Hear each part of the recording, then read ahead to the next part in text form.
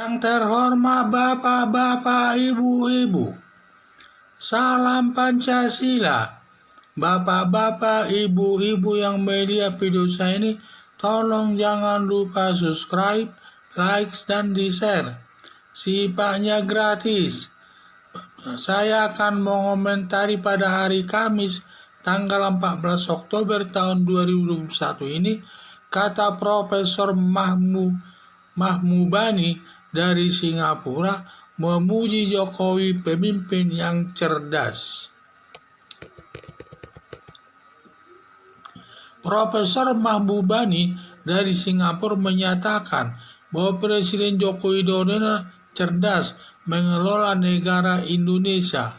Pernyataan Profesor Mahmubani bahwa Presiden Joko Widodo cerdas ada benarnya dengan alasan: 1. Membangun semua daerah di seluruh Indonesia secara merata, terutama pembangunan jalan umum dan jalan tol. Padahal kalau dulu pembangunan itu hanya di Jawa, tidak ada di luar Jawa. Yang menonjol pembangunannya waktu itu hanya di Jawa saja, di luar Jawa tidak. Pengelolaan daerah tambang minyak dikelola orang-orang tertentu semua dikelola, dan sekarang semua tambang-tambang minyak dikelola oleh negara, terutama Pertamina yang banyak membawa hasil atau keuntungan kepada negara, terutama Rokan Hulu dan ini. Berhasil membangun pabrik smelter di Indonesia yang akan banyak membawa keuntungan ke negara untuk mencairkan bahan tambang emas tersebut dari daerah Papua tersebut dan diproses nanti di sana.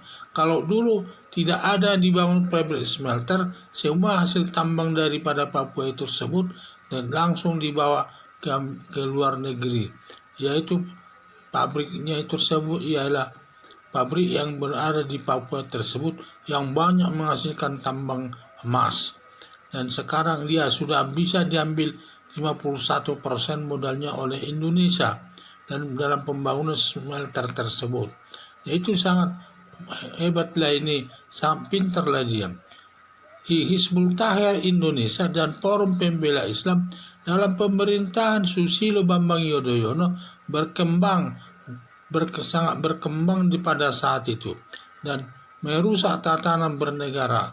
Pancasila mau diganti dengan khilafah, dan Forum Pembela Islam sering melakukan sweeping ke tempat hiburan dan mengobrak-abrik rumah makan di pinggir jalan. Atas tindakan tersebut, Presiden berhasil melarang organisasi Hizbut Tahrir Indonesia dan membubarkan Forum Pembela Islam yang pimpinannya Rizik Syihab dan berhasil dihukum hakim selama 4 tahun. Setelah 98 rekening Forum Pembela Islam dibekukan oleh pemerintah dan mengambil tanah markas Forum Pembela Islam di Megamendung, sehingga tercipta keamanan dan ketertiban di tengah-tengah masyarakat. Membuat satu harga BBM di daerah Papua sebesar Rp6.500 per liter. Selama ini harga BBM mencapai untuk di daerah Papua Rp65.000, padahal kalau di daerah Jawa dan daerah lainnya hanya Rp6.500. Sekarang sudah disamaratakan semua harga BBM seluruh Indonesia termasuk daerah Papua hanya Rp6.500 per liter sekarang. Padahal berpuluh-puluh tahun, ada berapa tahun itu berlangsung terus demikian.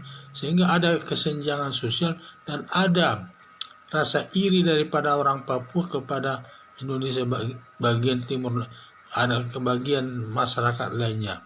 Seperti ada rasa iri. Tetapi dengan adanya satu harga dari Rp6.500 per liter daerah Papua, membuat ekonomi Papua pun meningkat dan harga barang pun tidak terlalu tinggi lagi.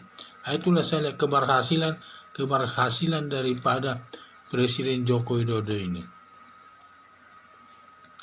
Berhasil menanggulangi pandemi virus corona.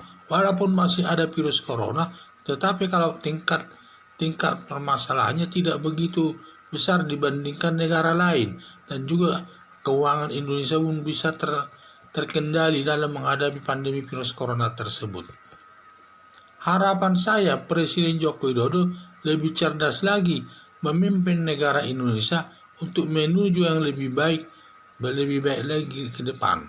Sehingga itulah harapan saya agar Presiden Joko Widodo tambah baik dan tambah cerdas lagi. Dan harapan saya semua masyarakat Indonesia supaya mendukung kebijaksanaan Presiden Joko Widodo tersebut. Karena dengan adanya semua daerah-daerah tambang dikuasai oleh negara sekarang yang tadinya banyak dikuasai kelompok tertentu, setelah dikuasai negara banyak juga lawan-lawan politiknya daripada Presiden Joko Widodo, tetapi semua bisa dihadapinya lawan-lawan politiknya tersebut, termasuk keluarga cendana, di mana harta kekayaannya zaman Soeharto dulu dapat diambil alih lagi sekarang.